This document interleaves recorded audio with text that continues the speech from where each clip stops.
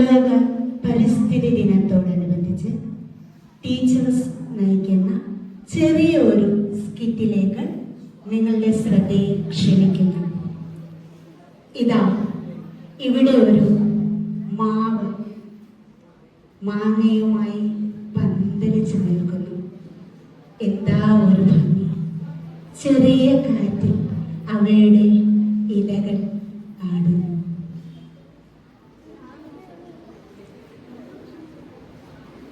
ഇതിന്റെ അടുക്കലേക്ക് പക്ഷികൾ എത്തുകയാണ്, കിളികൾ എത്തുകയാണ്.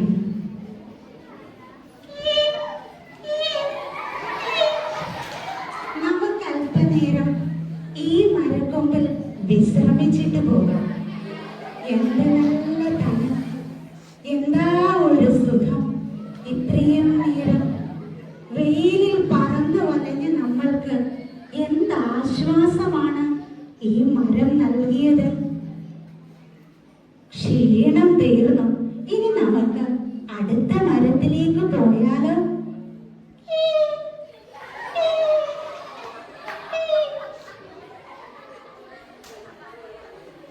അതാ കുറെ കുഞ്ഞുങ്ങളാണല്ലോ വരുന്നത്. കുറെ കുട്ടികൾ വരുന്നുണ്ട്. എന്താണ് അവരുടെ ഉദ്ദേശമെന്ന് നമുക്ക് നോക്കാം. കുട്ടികൾ ഓടും വണ്ടി, പായും വണ്ടി, കൽക്കരി കണ്ടാൽ നിൽക്കും വണ്ടി. എടി, നമുക്ക് കളിച്ചാലോ? നമുക്ക് പാത്തിരിപ്പ് കളിക്കാം. പാത്തിരിപ്പ് കളിക്കാം. 1 2 3 4 5 6 7 8 9 10. കണ്ടുപിടിച്ചു സാർ. ഈ മരം ഇത്ര വലുതായതുകൊണ്ട് നമുക്ക് പാത്തിരിക്കാൻ പറ്റും. എന്താണ്?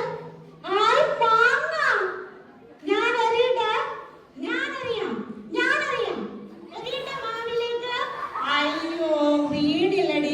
എന്നെ നീ നോക്കിക്കേ, നീ ഒന്ന് നോക്കിക്കേ. ഓ, നിനക്ക് എത്തുമായിരുന്നോ? ഇത്ര ഹൈറ്റ് ഉണ്ടായിരുന്നോ നിനക്ക്? നിനക്ക് എത്തുമായിരുന്നോ ഈ മാങ്ങ? നമുക്ക് പങ്ക് വെച്ച് കഴിക്കാം.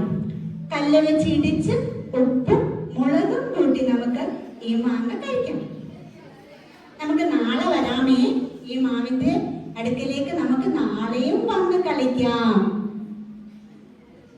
ഇനി അതാ ദൂരെ നിന്നൊരു മുത്തശ്ശി വരുന്നു.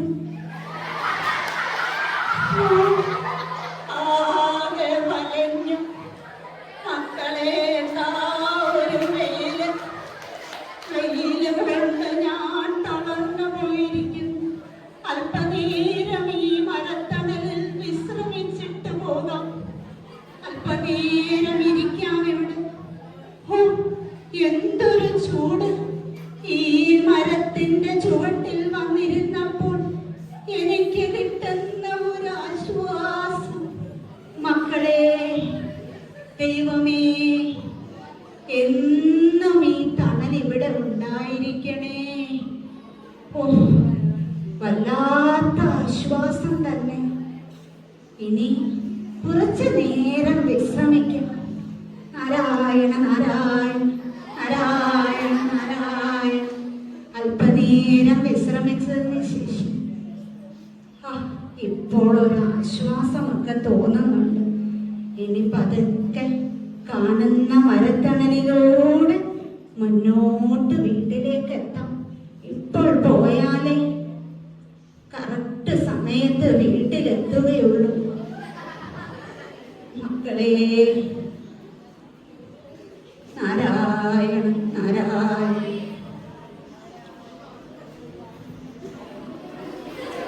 അടുത്ത ദിവസം അതാ ഒരു മരം വെട്ടുകാരൻ ഇതാ വരണം. ആഹാ, നല്ല കാതലുള്ള മരം. ഇത് വെട്ടി വിട്ട് കഴിഞ്ഞാൽ ഇത് വെട്ടി വിറ്റാൽ എന്റെ ഒരു മാസത്തെ ചെലവ് നടക്കും. അങ്ങനെ ഈ മരം ഇവിടെ നിൽക്കണ്ട. ഇനി നിങ്ങളുടെ ശ്രദ്ധയെ പിറ്റേ ദിവസത്തിലേക്ക് ക്ഷണിക്കുന്നു.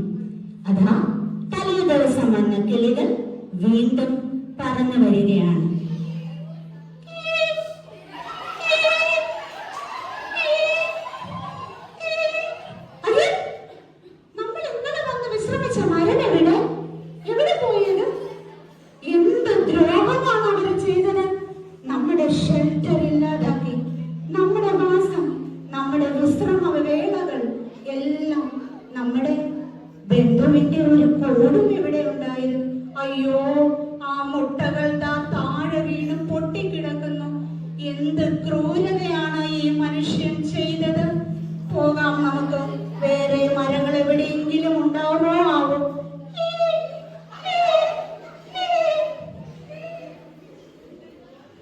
വീണ്ടും കുട്ടികളെത്തുന്നു.